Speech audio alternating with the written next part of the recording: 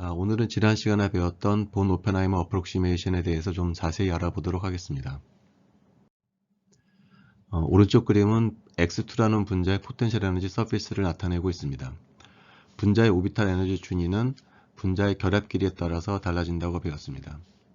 그래서 빨간색 그라운드 스테이트의 오비탈 에너지 준위를 아래 따라 도시하게 되면 이런 그림이 나오고 퍼스트 익사이티드 스테이트인 녹색 오비탈 에너지 준위를 아래 따라서 그려주면 이런 커브가 나옵니다.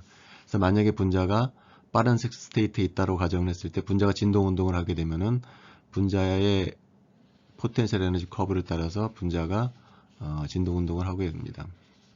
만약에 녹색 상태에 있었다고 하게 되면은 또 분자가 진동 운동을 하게 되면은 녹색 포텐셜 에너지 커브를 따라서 분자가 진동 운동을 하게 될 것입니다. 근데 똑같은 이야기를 파티클이나 원디멘셔널 박스에서도 할 수가 있습니다. 이 그림은 전자가 박스의 길이가 L인 상자에 놓였을 때 에너지 준위입니다. 식은 요식을 따르면 되겠죠. 네, 만약에 상자의 길이가 L이 아닌 EL로 커지게 되면은 이런 그림을 그릴 수가 있을 것입니다. 그때의 오비탈 에너지 준위는 이런 식이 될 것입니다. L 대신에 EL이 들어가서 에너지 준위가 낮아지겠죠. 이게 n 이퀄 1인 상태인 오비탈 에너지 준위고 얘가 n 이퀄 2일 때 얘가 n 이퀄 3일 때가 됩니다.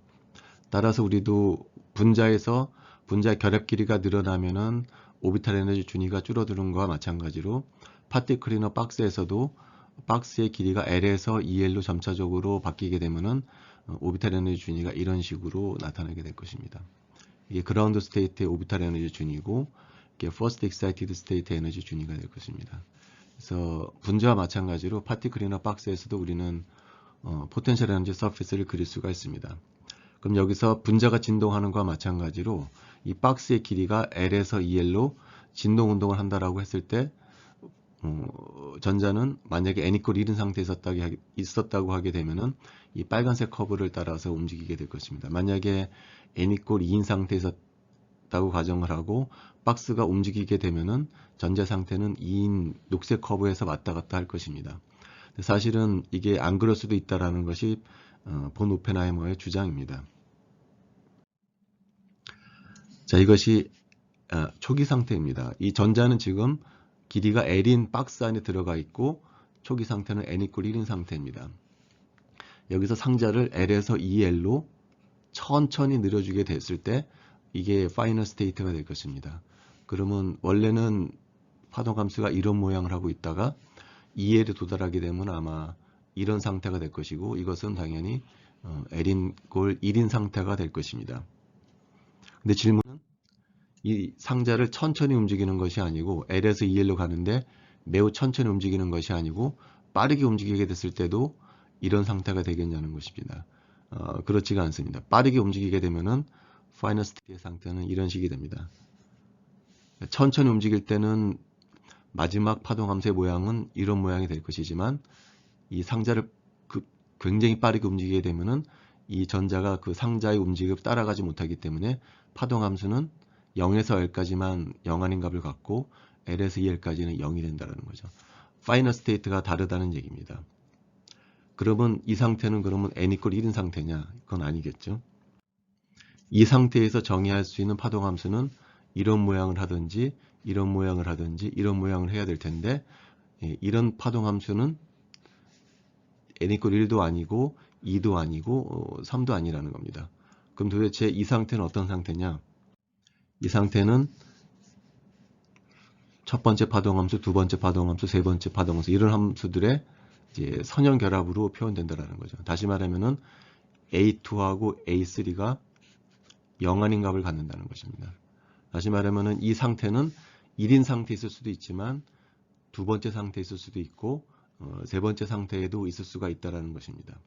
그럼 여기서 질문은 우리가 느리게 움직인다, 빠르게 움직인다라고 했을 때 그 기준이 뭐냐라는 거죠. 어떨 때 천천히 움직이고 어떨 때 빨리 움직이냐고 말을 하냐면은 이 박스 안에 들어있는 전자의 속도하고 박스 안에서 움직이는 전자의 속도하고 제가 L에서 EL로 상자로 움직인다고 했죠. 상자가 움직이는 속도하고 비교를 했을 때 전자가 움직이는 속도에 비해서 상자가 L에서 1로 움직이는 속도보다 빠르면 우리가 빠르게 움직인다라고 얘기를 하는 것입니다. 반대 경우는 천천히 움직인다고 하는 것이죠.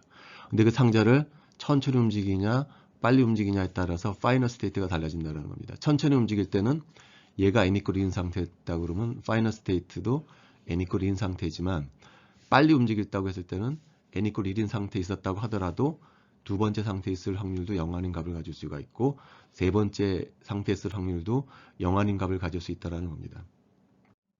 그럼 다시 돌아와서 이게 파티클이나 박스의 이 포텐셜 에너지 커브라고 했었습니다. 아까 우리가 n 이퀄 1인 상태에 있을 때 상자가 움직이게 되면은 전자는 이 커브에서 왔다 갔다 할 수 있다라고 했는데 그게 아니라는 거죠. 상자가 너무 빨리 움직이게 되면은 여기 있다고 하더라도 여기 있을 확률도 있을 수가 있고 여기 있을 확률도 있을 수가 있게 된다는 것입니다. 그래서 이 포텐셜 에너지 커브가 결과적으로 의미가 없어지게 된다는 거죠. 이 포텐셜 에너지 커브가 의미가 있기 위해서는 상자 안에 들어있는 전자의 속도보다 상자가 움직이는 속도가 느려야 한다는 겁니다. 그래야 이 포텐셜 에너지 커브가 의미가 있어진다는 거죠. 그럼 아까와 마찬가지로 x2라는 분자가 있을 때 이 핵이 움직이는 속도하고 전자가 움직이는 속도를 구분해서 핵이 움직이는 속도가 전자가 움직이는 속도보다 느리다라고 하게 되면 이런 커브는 의미가 있을 거라는 겁니다. 그러나 이 핵이 움직이는 속도가 전자가 움직이는 속도보다 빠르게 되면은 이 포텐셜 에너지 커브가 의미가 없어진다는 거죠.